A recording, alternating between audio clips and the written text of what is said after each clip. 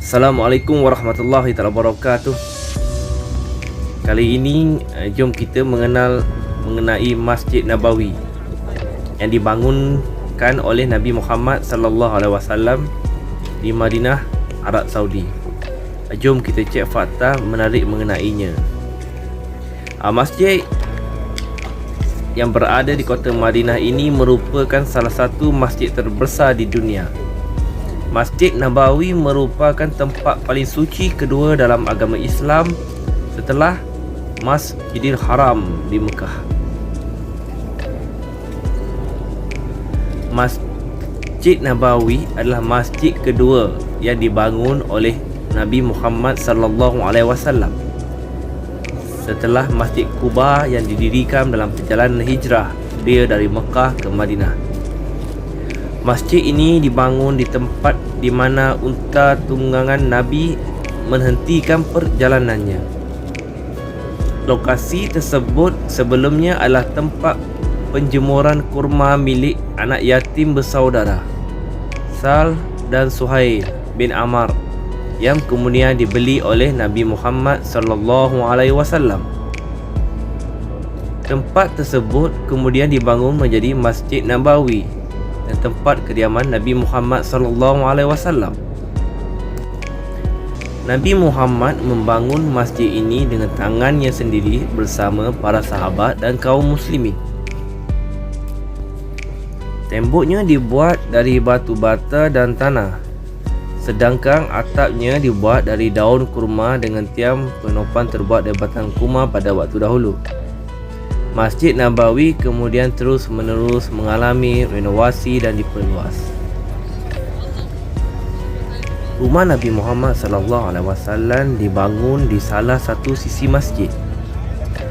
Kediaman milik Nabi ini tidak begitu besar dan tidak begitu mewah. Pada saat Masjid Nabawi diperbesar saat kepimpinan Khalifah Umar bin Khattab, semua rumah di sekitar masjid ini diratakan kecuali rumah Nabi Muhammad sallallahu alaihi wasallam yang ditinggali oleh isteri Nabi. Selain rumah Nabi, terdapat juga tempat bagi orang-orang fakir miskin yang tidak memiliki rumah di area masjid ini. Orang-orang tersebut disebut sebagai Ahlus Sufah atau penghuni teras masjid. Struktur Masjid Nabawi terdiri daripada makam Nabi.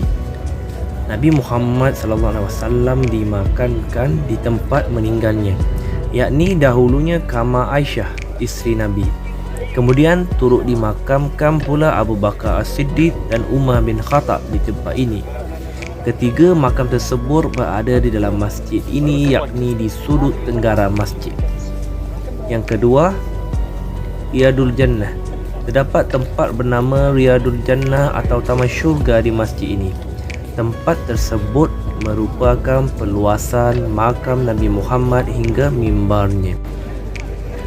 Ketiga ialah Raudah dalam Masjid Nabawi. Salah satu tempat terkenal di masjid ini adalah Raudah atau Raudatul Jannah. Doa yang dipanjatkan di sini diyakini akan dikabulkan oleh Allah Subhanahu wa taala. Ruangan Raudah sangat kecil, yakni hanya 22 kali 15 meter sahaja. Dan yang keempat ialah mihrab. Terdapat dua mihrab atau tempat untuk imam memimpin solat berjamaah dalam suatu masjid di dalam Masjid Nabawi.